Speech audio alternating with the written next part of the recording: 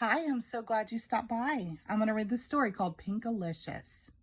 It was a rainy day, too wet to go outside.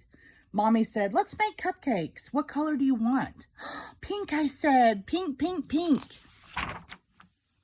Mommy put in some pink. "More," I cried. "More, more, more." I gobbled up a couple of cupcakes while Mommy and I frosted them. They were so yummy. They were Pinkalicious. I offered one to Peter, my little brother, but he is very picky and didn't want to eat his, so I ate it. "Please, Mommy, can I have just one more?" I begged when I woke up from my nap. "You get what you get, and you don't get upset," she said. But I got very upset. After dinner, I ate more cupcakes. Then I refused to go to bed. "Just one more pink cupcake, and I'll go to sleep," I promised. Daddy waved a tired finger at me. "You have had enough." The next morning when I woke up, I was pink. My face was pink, my hands were pink, and my belly was the color of a sunset. Daddy thought I had played with markers, so he gave me a bath. The pink did not come off. My hair was the color of a raspberry sorbet. I cried because I was so beautiful.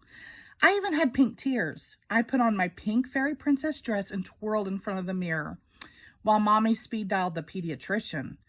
"I'm Pinkerbell, look at me, I'm Pinkerbell," I sang.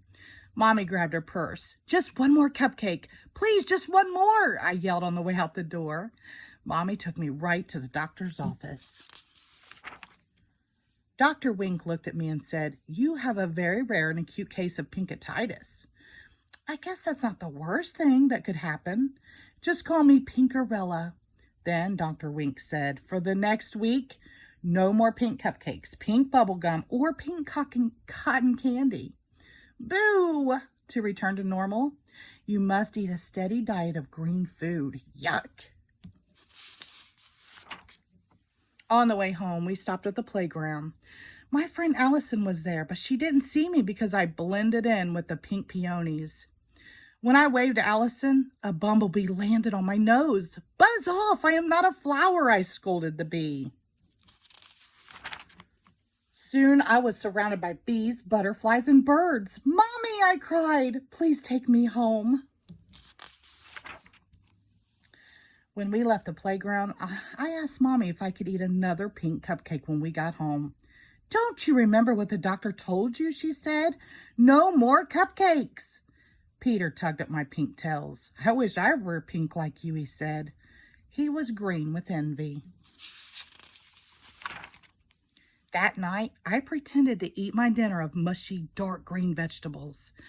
After everyone went to sleep, I sneaked into the kitchen, climbed onto a chair, and reached on my tippy toes to the top of the refrigerator, where Mommy had hidden the cupcakes. I took just one more pink cupcake and ate it. Then I licked the pink cupcake wrapper clean. When I woke up in the morning, I felt different. I ran to the mirror and peered at my reflection. I was a deeper pink than I had ever seen. In fact, I was no longer pink. I was red.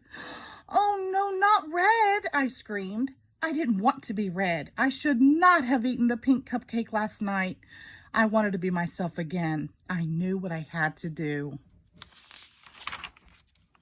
I opened the fridge, held my nose, and squeezed a bottle of icky green relish into my tongue. I ate pickles and spinach, olives, and okra. I choked down artichokes, gagged on grapes, and burped up Brussels sprouts. Next thing I knew, my arms tickled, my ears tingled, and my feet twitched. I was no longer red. I was no longer pink. I was me, and I was beautiful. "So what happened to the rest of the cupcakes, Pinkalicious?" Daddy asked. Just then, Peter ran in and yelled, "Peekaboo! Pinkaboo."